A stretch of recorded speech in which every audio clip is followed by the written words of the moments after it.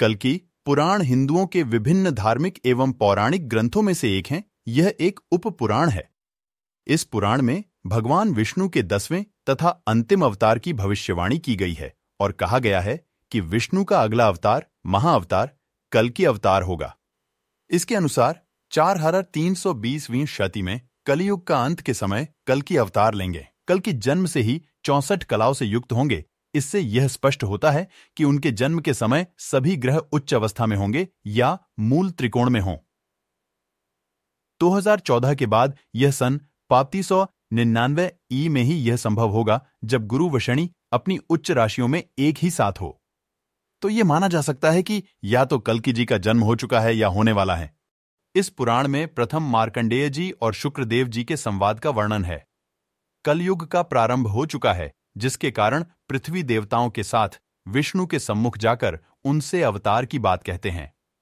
भगवान विष्णु के अंश रूप में ही संभल गांव में कल्कि भगवान का जन्म होता है। उसके आगे कल्कि भगवान की दैवीय गतिविधियों का सुंदर वर्णन मन को बहुत सुंदर अनुभव कराता है। भगवान कल्कि विवाह के उद्देश्य से सिंहल द्वीप जाते हैं। वहां जल क्रीड़ा के दौरान राजकुमारी पद्यावती से परिचय होता है। देवी पद्मिनी का विवाह कल्कि भगवान के साथ ही होगा। अन्य कोई भी उसका पात्र नहीं होगा। प्रयास करने पर वह स्त्री रूप में परिणत हो जाएगा। अंत में कल्कि व पद्मिनी का विवाह संपन्न हुआ और विवाह के पश्चात स्त्रीत्व को प्राप्त हुए राजगण पूर्व रूप में लौट आए।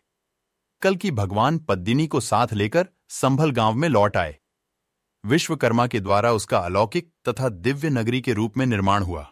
हरिद्वार में कल्कि जी ने मुनियों से मिलकर सूर्यवंश का और भगवान राम का चरित्र वर्णन किया। बाद में शशिध्वज का कल्कि से युद्ध और उन्हें अपने घर ले जाने का वर्णन है, जहां वह अपनी प्राणप्रिय पुत्री रमा का विवाह कल्कि भगवान से करते हैं। उसके बाद इसमें नारद जी आगमन विष्णु यश का नारद जी से मोक्ष विषयक प्रश्न रुक्मिणी व्रत का प्रसंग और अंत में लोक में सतयुग की स्थापना के प्रसंग को वर्णित किया गया है। वह शुकदेव जी की कथा का गान करते हैं। अंत में दैत्यों के गुरु शुक्राचार्य की पुत्री देवयानी और शर्मिष्ठा की कथा है। इस पुराण में मुनियों द्वारा कथित श्री भगवती गंगा स्तव का वर्णन भी किया गया है।